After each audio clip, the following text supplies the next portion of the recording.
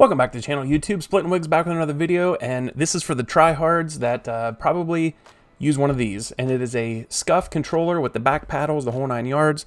And as humans, we are just very, very good at adapting to situations. So when you get this thing and it's brand new and you get used to it and it gets broken in, you're frying. And then as the controller starts to just lose its calibration and not work and get dirty and things like that, we just play through it and we don't even realize until we actually clean it and recalibrate it. Now, I'm not going to recalibrate in this video. That's in a different video. I'll link at the end. That is a good tutorial that's done well on the channel, helped a lot of people. So anyway, watch that at the end. Now, this is just for cleaning.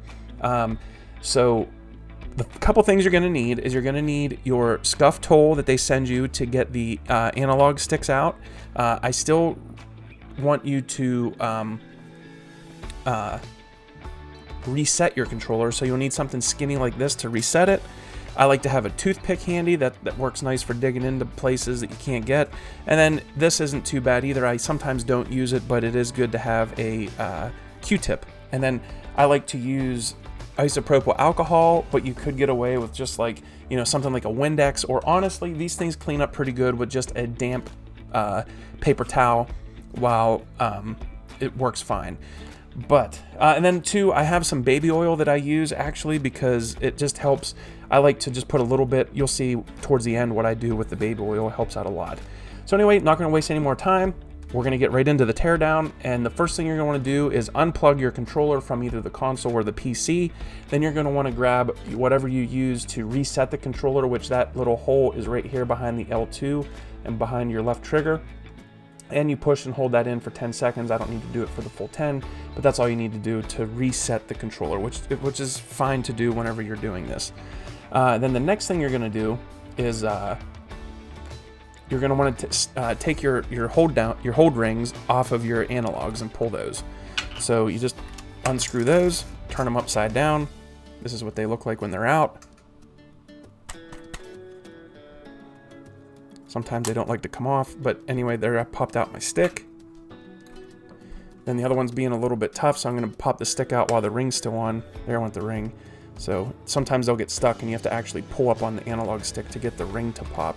They get stuck sometimes. So that's why this is so important, guys. These do get dirty and they do really affect, you know, what the controller plays like. Now, just I know from being back and forth with Scuf, you want to keep your analog sticks and your rings together, so you don't want to switch them, because sometimes you'll put the controller back together and you'll pick up some stick drift and stuff like that, because that's just the nature of the controller. Now, the other thing you want to do is if you do have some stick drift, which I have a tutorial, you can watch the end, but something you're going to want to do is right out of the gate, just flip your analog sticks for L to R, R to L, and then switch the trim rings back down, and sometimes that'll take care of your stick drift on R3, so keep that in mind. That's a nice little quick tip. Anyway, so you just get your paper towel and a little bit of the rubbing alcohol.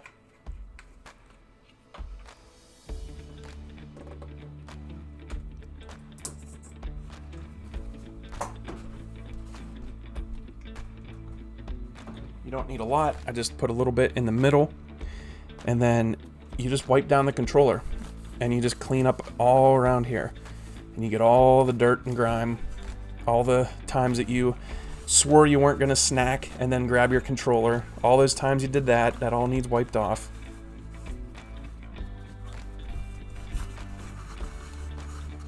And you'll be surprised when you get done with this how much better your controller feels and how much snappier it feels and how much better it works, especially if you recalibrate as well. Then I just do a quick wipe down. This isn't how I clean these, but I just do at least a quick wipe down of the big surfaces with the paper towel that has the cleaner on it.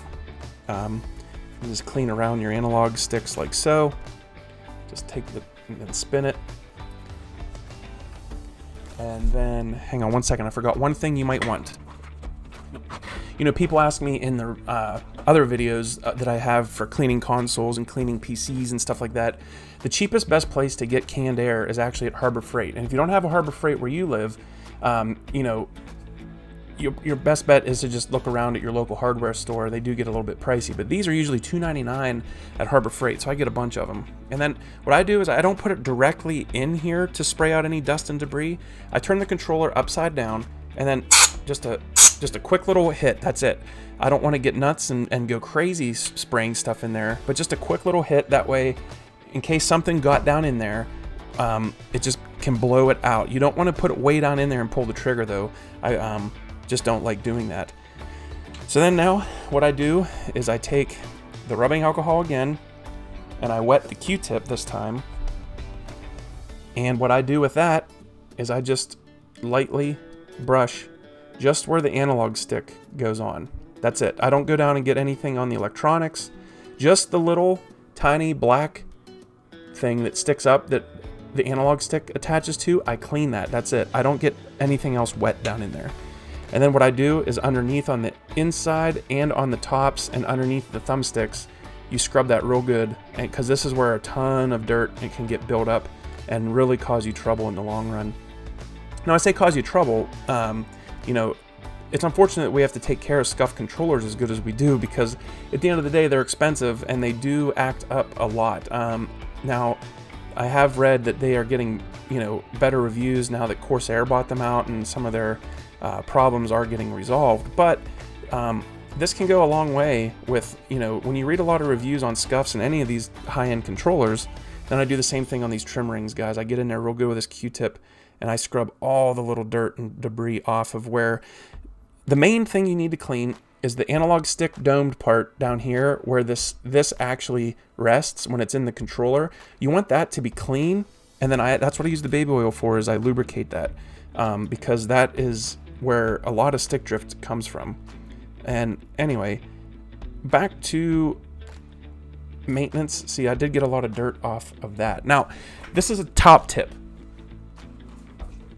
And if you're getting out of the video, please like the video. I want to take this algorithm to the moon this year, guys. So like the video, please drop a comment. They help so much. I will appreciate it so much. But anyway, so keep your Scuf controllers in these boxes, guys. They send them like this for a reason, because they know that their controllers aren't going to put up with like a war. Like, they're not a stock PlayStation controller that you can throw and pick up and play with. And then the other thing too is that you might as well get on their website, and if you're a serious gamer, buy a couple sets of thumbsticks, couple sets of trim rings, and just have a bunch of extra parts handy, because, you know, if you're playing a lot, it's unfortunate whenever you're sitting there trying to play and next thing you know, you're getting like mad stick drift that could be easily fixed with something that, like, honestly, to keep a set of trim rings and a set of thumbsticks laying around, you're looking at about $18 after shipping, and they can really help tremendously.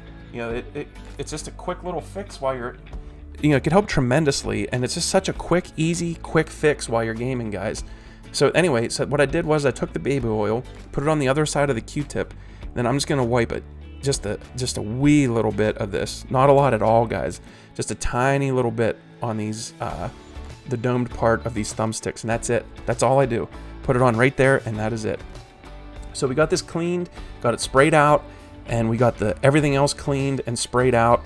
Now what we're gonna do is we're gonna put these thumbsticks back in and snap the trim rings back on. And being cleaned, and especially with having a little bit of that oil to keep them moving real nice, this controller is gonna be so much better than it was before. So anyway, hope you got something out of the video. If you did, drop a subscribe, find your way back for more content. Splitting Wigs out. Catch you on the next one.